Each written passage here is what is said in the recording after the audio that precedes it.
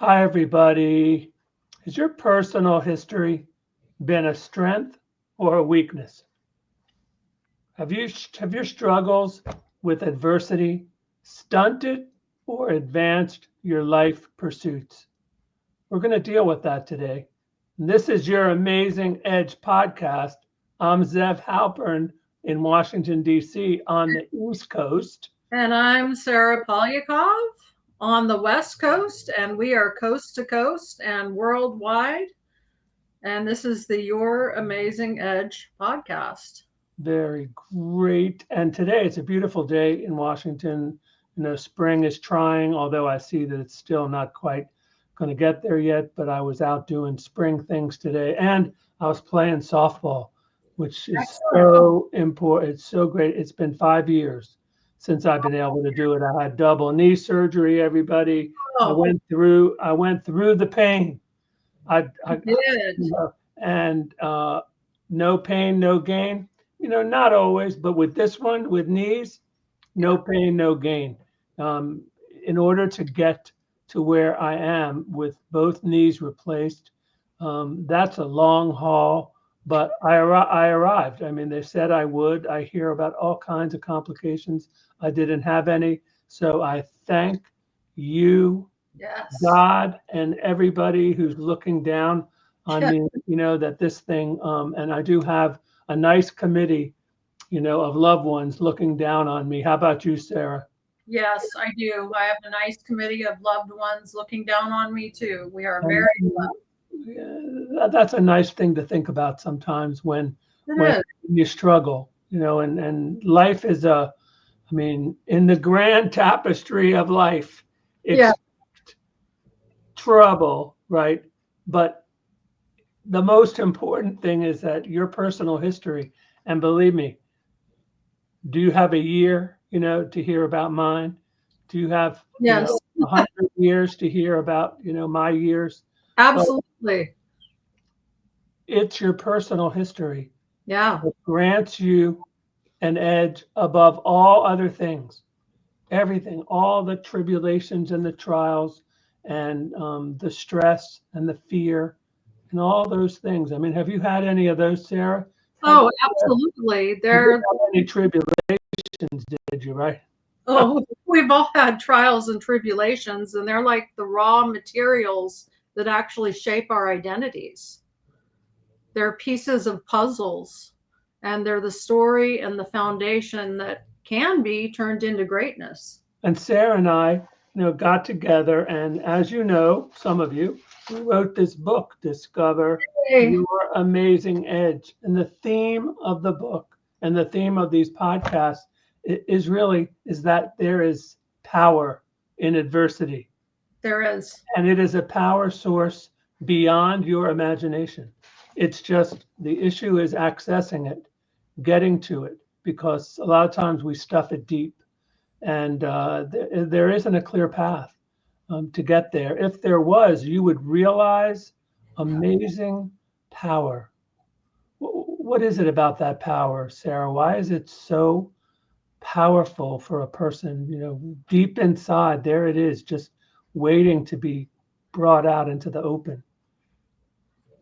Yeah, I can tell you that I've made the choice throughout my life because really you have two choices. When you face adversity, you can just lay down and crawl up into a ball and stay in the fetal position and cry. And you can do that, and that's fine.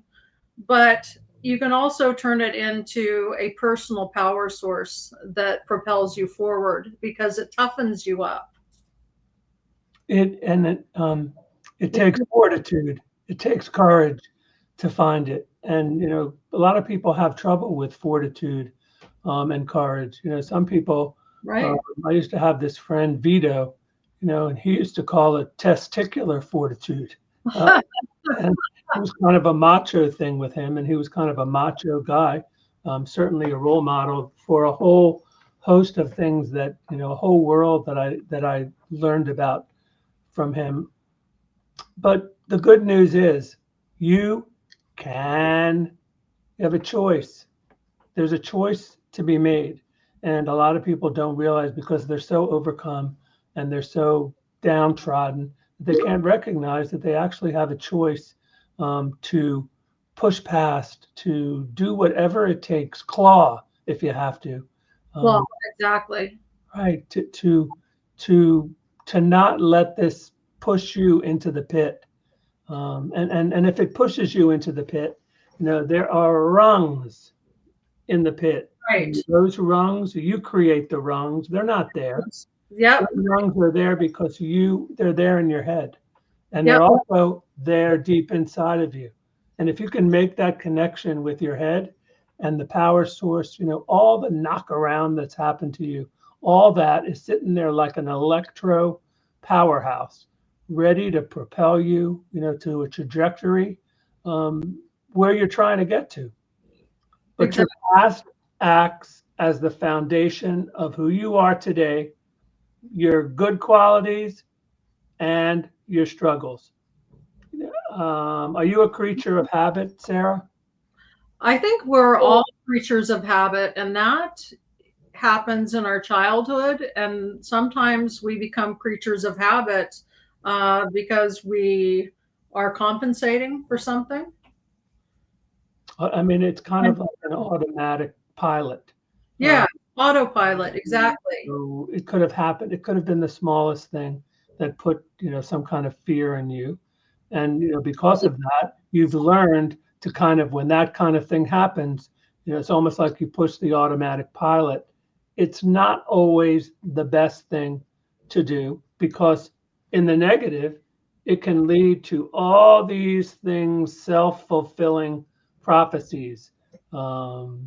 Sarah, can you just give us some info on self-fulfilling properties? Okay, so self-fulfilling prophecies. There are so many examples. It all begins with mindset. So let's say when we were younger and we were bullied in high school, for example, or maybe we were bullied at work when we worked in a corporation. If we didn't challenge that and if we internalized that bullying that happened, we start to feed ourselves negative thoughts. Okay. I'm not good enough. I'm not worthy. I'm an imposter. And then those thoughts start to create your reality because you may not take steps that you need to take in a positive direction. Basically, they become your belief. You believe that you can handle some situations, and you believe that you can't handle some situations because they've challenged you so dramatically. Other ones, maybe you've learned, to overcome. You found ways to compensate, but this is how foundational your past is. I mean, it has a great deal to do with our self-perception, how we look at ourselves, and the future is absolutely influenced by how we felt in the past, unless we do something to change and change that path. Sometimes you need help. Sometimes you can do it on your own. Sometimes help appears in the form of a partner, in the form of somebody who gets you. And when they get you, then you tell them the important information that you've told no one else, that gives them access to that part of you that you're struggling with. And the only reason you tell them that is because of trust.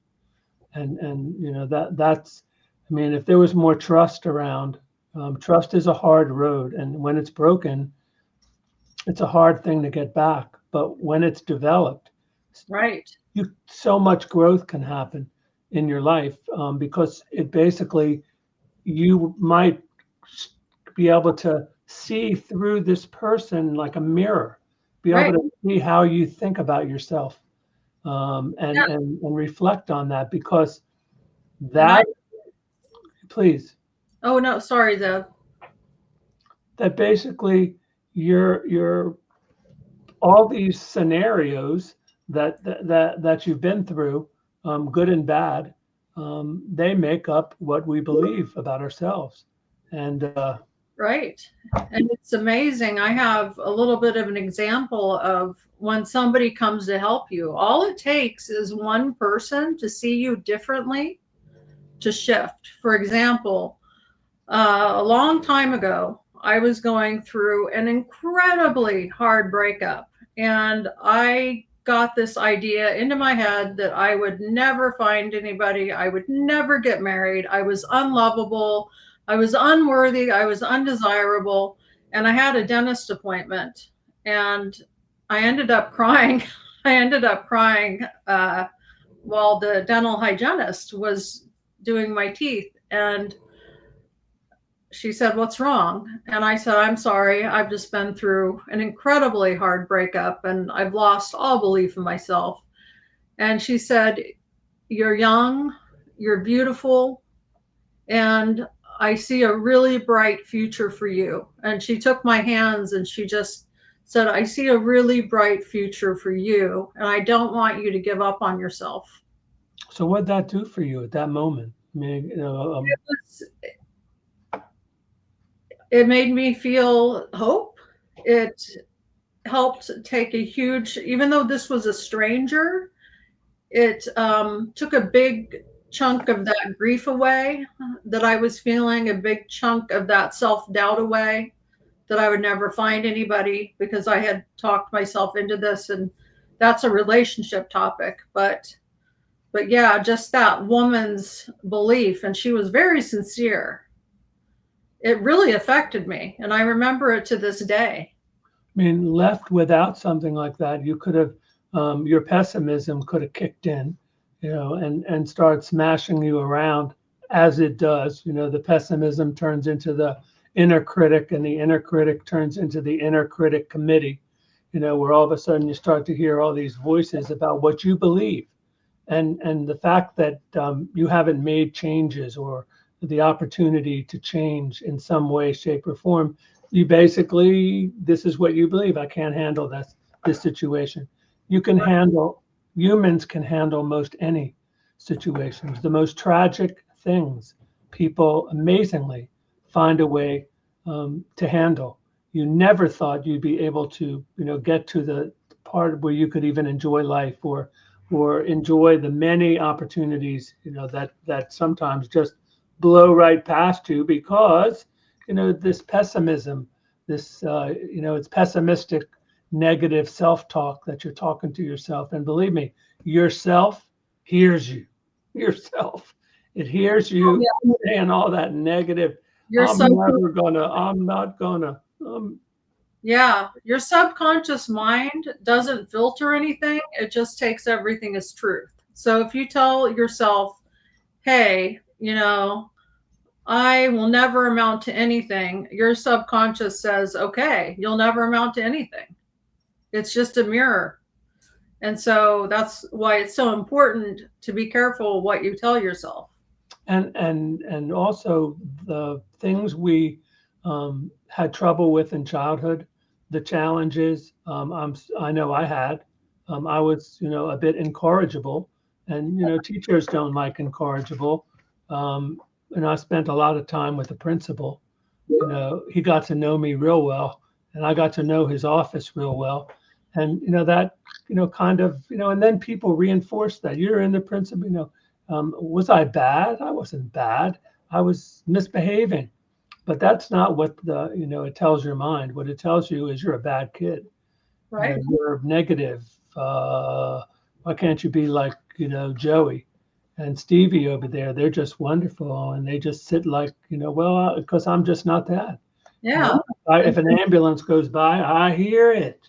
Yes. I was a bit stimulus ridden. And a lot of kids are stimulus ridden where they just cannot not pay attention. The teacher could be talking about the most amazing thing, and Yeah. all you can think about, is, and you can look at the room, you see certain heads turn, certain heads don't. But in adulthood, we need to shed some of this dead weight, and nobody tells us that, and we don't get a cue. An alarm bell doesn't go off that says, this amazing fortress that you built for yourself to protect you from all this crap, that adults, were wielding at you like, please, enough already. I need cover, sticks and stones. Well, sometimes stones, they break your head. They can break your head. Absolutely. And in trying to, to deal with that and protect yourself, you develop these negative coping kinds of things, and you basically take them with you into adulthood, and they are dead weight. We talked about it one week. They're the baggage that's in the way of you seeing this amazing edge that really everybody has. It's just a matter of, and everybody's edge is unique. Nobody's experience is the same. I mean, certainly, sisters and brothers have similar experience, but also not so similar. So we basically also, another problem is we gravitate to the familiar, even if they result in negative consequences. Why is that, Sarah? What do you think? Why would people do that? We look at the negative, we look at the familiar negative. Why is that? We gravitate toward the negative because if we've had negative experiences in the past, and everybody has, we've usually developed coping mechanisms and frameworks to guide us through negative experiences. And so negative experiences are dramatic. They're like the Big Bang. They make a lot of noise. They do. And so we know how to, since we subconsciously know how to navigate this negativity, it feels familiar to us. And something that feels familiar to us is easy to follow. It's an easy trap to fall into. So a lot of people, go into their relationships, whatever relationships they are. They could be work relationships with somebody who seems familiar to how you were brought up, or it can be a spouse, where all of a sudden you say you were attracted to them for reasons that you didn't know. But guess what? Those reasons were pretty set when you walked into the situation, because basically this was familiar, and familiar in a way that attracted you. I mean, it could be a negative. Many times we're attracted to things that in the end turn out to be very negative. Yeah. But it's because of this familiar thing. Humans have this familiar quality. We don't want to be scared. Things that are scary send us into flight. We go running. From those kinds of things, yelling. Negative stuff, criticism, and unfortunately, some of us take that and it becomes our self-perception. It does. And then there's also the idea that some people have a mindset where it's better the devil you do know, the devil you don't know. That phrase, right? Yeah, it's the devil's there. Whatever your concept, of the devil is, and there are multitudes of concepts. Yes, of what that is, religious, non-religious, all kinds of things. The devil made me do it. The devil's out to get me. The devil's not on my side. The devil's always standing between me and what I want to accomplish. That's a pretty serious belief, and it's certainly going to have an effect of blocking opportunities, of blowing past these fabulous opportunities that you didn't even see, because you're just, it's not clear. And the need to get clear on and to take our personal history and harness the part of it where we struggle to get where we are today. Even if where we are today isn't so great, even if you're just kind of sitting in a puddle, some kind of pity puddle or some kind of, negative thing, well, you still are here today. And that leaves you with the best thing that humans have, and that's a choice. You have a choice of what you're going to do. Dive, take a nosedive, or push the power button, and and take your edge, and get on that flying carpet and fly and rocket, Take yourself, take off. Take off on your own rocket ship that does not self-destruct. Yeah, I mean, A well-built rocket ship. we have to create our own container, Right. for these things, or this information is it's just too much to sift through, and you can't just go back. Look, some people sit, get a lot of therapy time, or they get coached. These are good things. If you think there's some kind of weakness in that, then you recognize that so many successful people, have explored themselves. They've taken a look at the corners of themselves, and they've found some problems.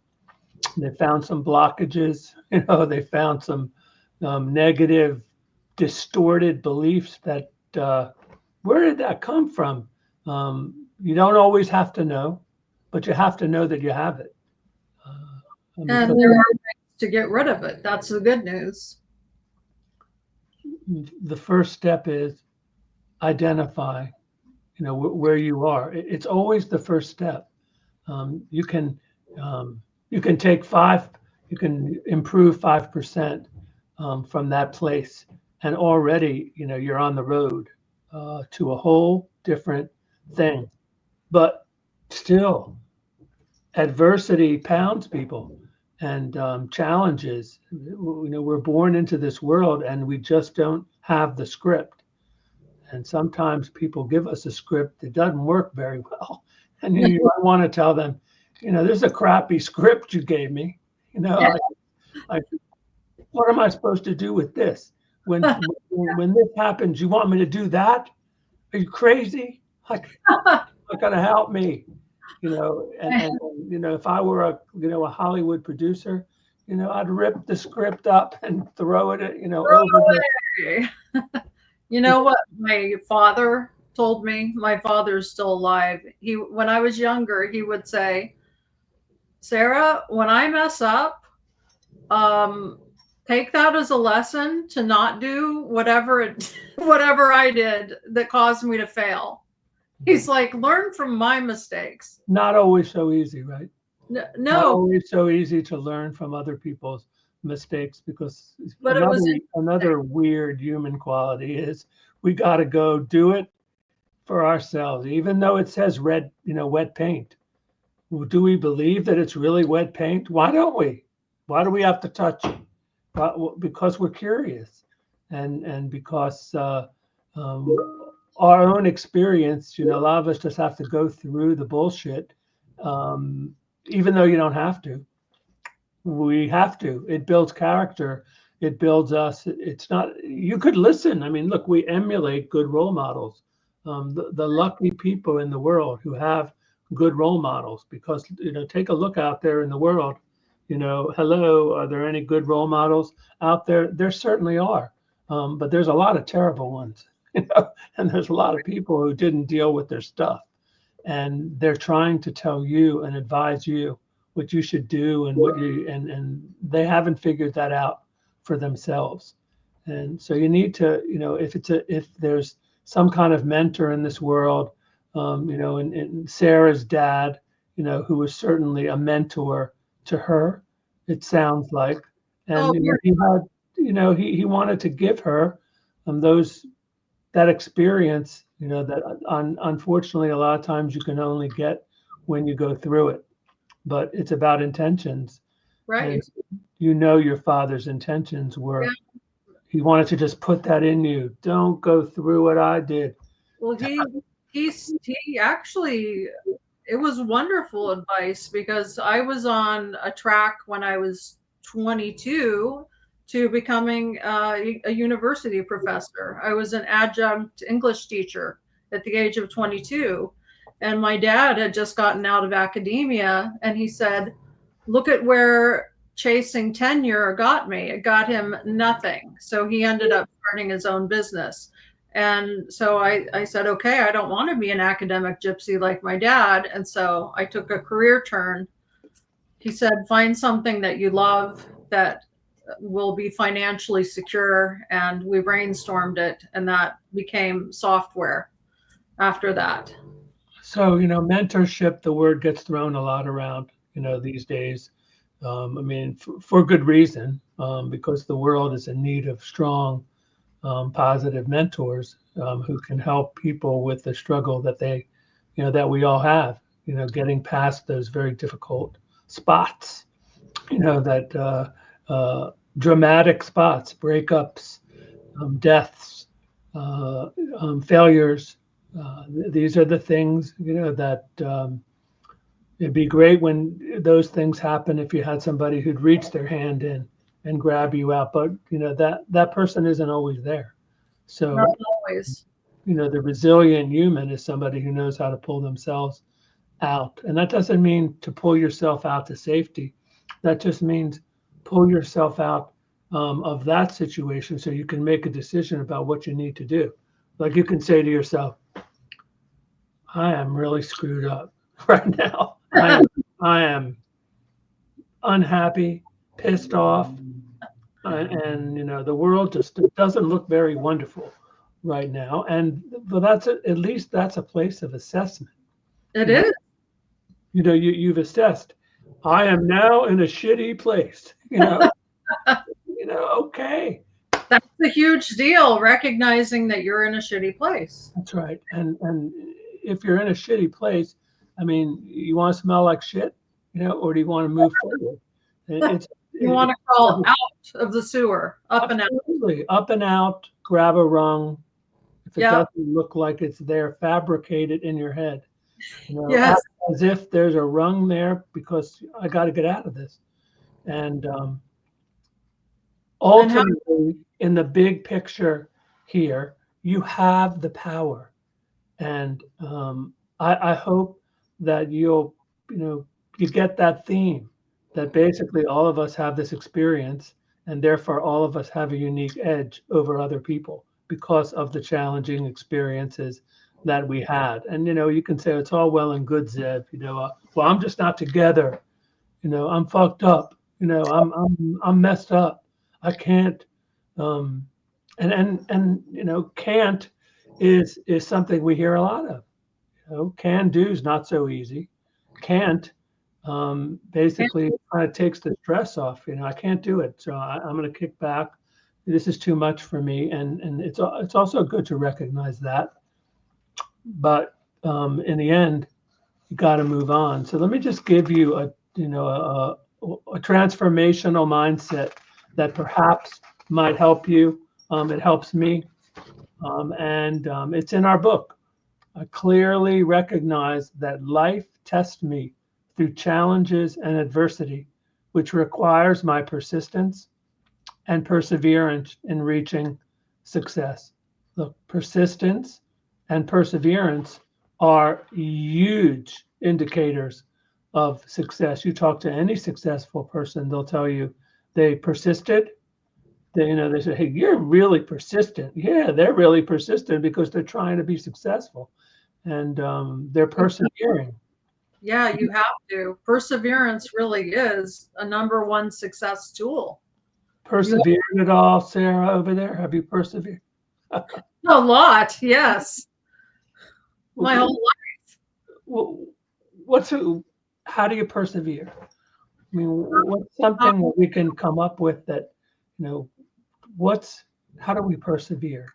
Is it magic? Is that, all of a sudden a voice comes to us? Well, how does it happen? It's a knowing that, my dad used to say, you miss 100% of the shots you never take. So there was that I always kept in mind. And so you just keep taking the shots, keep throwing that basketball until you win. You just keep going.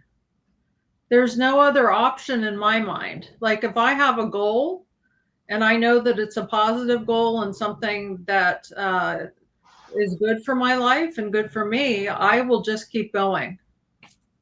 I find that internal motivation somewhere. It's just deep down inside. But you've been pushed back before. You felt like you hit like the freaking wall, that just, the impenetrable wall that sends you into this sour downward spiral that doesn't, that saps your strength, that takes all your wherewithal and basically like in a straw, goes, and takes it out of you. It's a vampire. Right. I mean, there's something vampire about it. It's a vampire, and it sucks. The perseverance, persistence, mindset. All the wonderful things we talk about. For sometimes, some things just have that. Wow, I'm clobbered. It's okay. This is horrible. How am I going to get through this? It's okay to be clobbered, and it's okay to experience it and sit with those feelings as long as you need to, and then just know that you will get up again. It's not about even suppressing those feelings. It's just feel the weight of it and then move forward. Find a way to move forward. I think, you have to, move forward, but find a way to move forward. There's always a path. It's just not in front of you. The path isn't always in front of you, and sometimes there's no path in front of you. You got to go 24/7. You got to look at every corner and see where there's an opening. And mostly the opening is in your mind. And when that opening happens and you go, oh, I can get through this. It's going to take something, but I see the other side. I see the destination, or I feel that there is a destination, because I want everybody to know that have a destination in mind. That's essential. And harness all the power of you, because the power of you is like nothing else. And when you wield it, and I hope you do experience that in your life, the ability to wield your power for good and for your success and for all that. There's nothing that feels better than that. That's when you become one with the world, and the world becomes one with you, and you recognize that perhaps I've become resilient. Perhaps all this experience, positive, negative challenges, and all the adversity that Sarah and I really got big into that whole issue of adversity, because we realized that there's muscle in it. It's powerful, and it will launch you. You just have to find a way to access it, and sometimes that means you got to ask for help. Right. And if you can, and find somebody to trust, you're well on your way. Exactly. Well, this has been a cool discussion, and really about central stuff to move it to adjustment to our own, how we adjust in the world. This has a great deal. Some of us don't adjust right away. Some of us click in later, and some of us never make aren't given the tools, or don't recognize that the tools might even be in front of them, but they just don't see that. They don't see it, or that somebody might be good and give you a heads up. Right. I love heads up. I mean, can I tell you something? A heads up is a gift. It is a gift. And no one likes negative surprises. I don't. I mean, the heads up, might be, you might want to take that, that mark you have on your face, that dirt, well, fine, take it off, move forward, or at least somebody's trying to give you a heads up about something. It's up to you to decide what you're going to do with it. I know I always look at it. Sometimes it hurts, it stings. I think if it hurts and it stings, then it's probably important to you. And it would be important for you to explore, experiment a bit, and let the world be your lab. Let your and recognize the power that you have. So look, check out our website, which is youramazingedge.com. please check out our book. It's available in hardback, soft cover, and Kindle. There's a lot of truth and a lot of exploring you can do in your own mind, things that are really important for all of us to consider. And also, we have a program called Leap Forward. You can leap forward, Yep. and we can help you.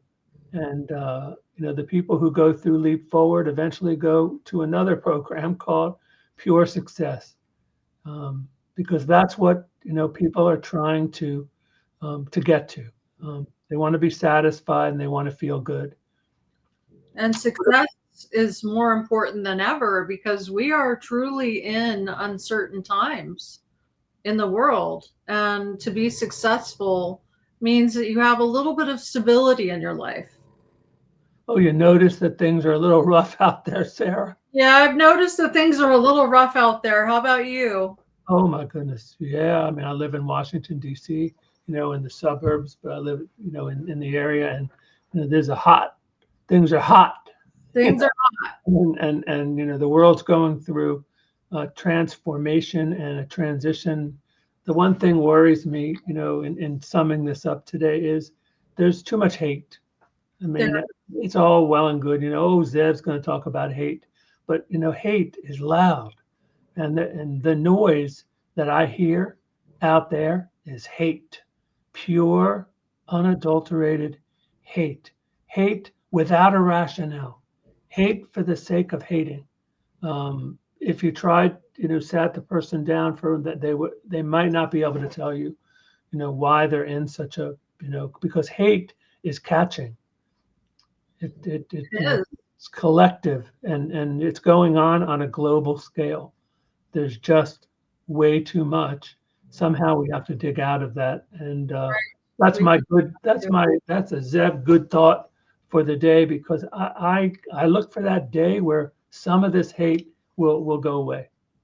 And if we can just, I know the word kindness is thrown around all the time, and the phrase be the change you want to see in the world is also thrown around all the time. But it is true. It is true. If you can be the person who lives kindness wherever you go, you can make just a little bit of dent in that hate. And there's a lot of ways to say, everybody's fighting a battle. I mean, everybody, when you pass people, if you're in New York City and you're passing the multitudes, or you're in, rural place and, you see people, everyone has a battle going on that they're uniquely involved in. And it's important to recognize some of them have this battle where they just can't focus on the things, they might not be meeting your expectations because they're so struck by this, they're stricken. And, let's try to, put a hand out to the people who want it, because, you can't help. Look, I've been a therapist for many years. You can only help people who want to get help. And that's the people who I like to focus on. And if you want it, and if you're still open to change, a lot can happen for you. And so look, we do this twice a week. We have the Spicy Fridays edition on Fridays. And what's that about, Sarah? Just give a little overview of Spicy Fridays. So Zev and I also have extensive background in couples counseling, and my expertise, or my niche that kind of found me, was being an infidelity coach / counselor. So, and Zev, your experience? Working with couples of all varieties and all unique circumstances, from infidelity to low sex, no sex, to fighting, yelling, children's issues, money problems, you name it. Couples are challenged, and Sarah and I have that experience. So beyond, we did, when we wrote our book, try to go beyond our to take the experience we had from people in relationships where there's so much adversity, and we recognize that people go through so many things that in order for them to, it's an amazing thing just that they ever get together. It is. And It's miraculous in some ways. miraculous that people find each other but look, that maybe that's a good thing about humans.